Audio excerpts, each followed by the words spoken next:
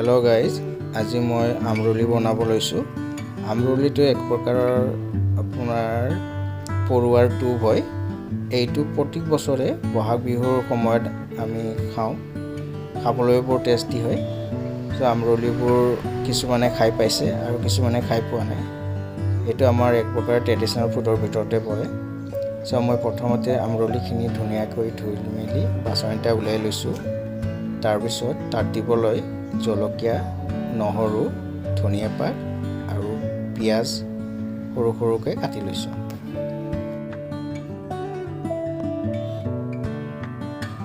প্ৰথমতে কেৰাহী এটাত অলপ তেল ঢালি লৈছোঁ।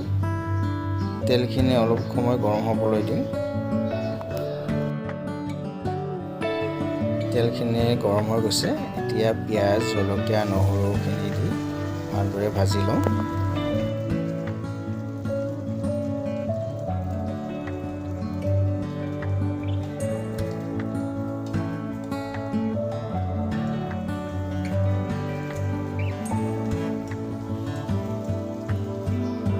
এতিয়া অলপ নিমখ দিলোঁ।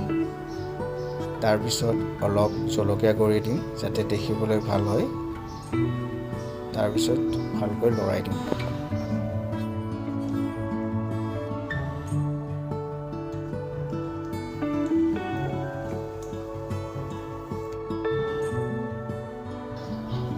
এতিয়া অলপ জিৰা গুড়ি দিলোঁ, লগতে অলপ ধনিয়া গুড়িও দিম।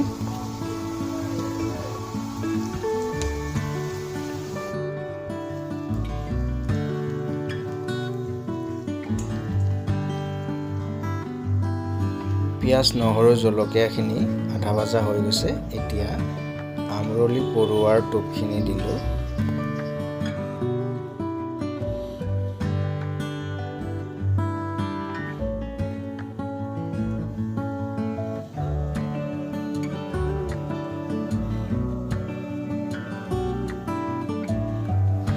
এতিয়া অলপ হালধি গুড়ি দিলোঁ।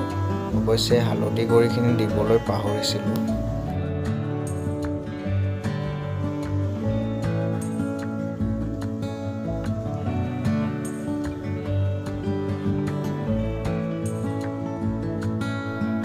আমৰলি টোপখিনি একেবাৰে কম জুইত সিজাব লৈছোঁ যাতে পুৰি নাযায়, আৰু নিসিজালৈকে মাজে মাজে এনেকৈ লৰাই দি থাকিম।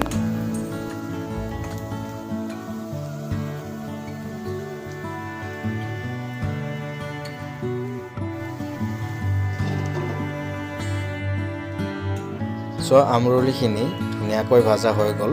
এতিয়া ইয়াতে অলপ মই ধনিয়া পাত কাটি দিলোঁ।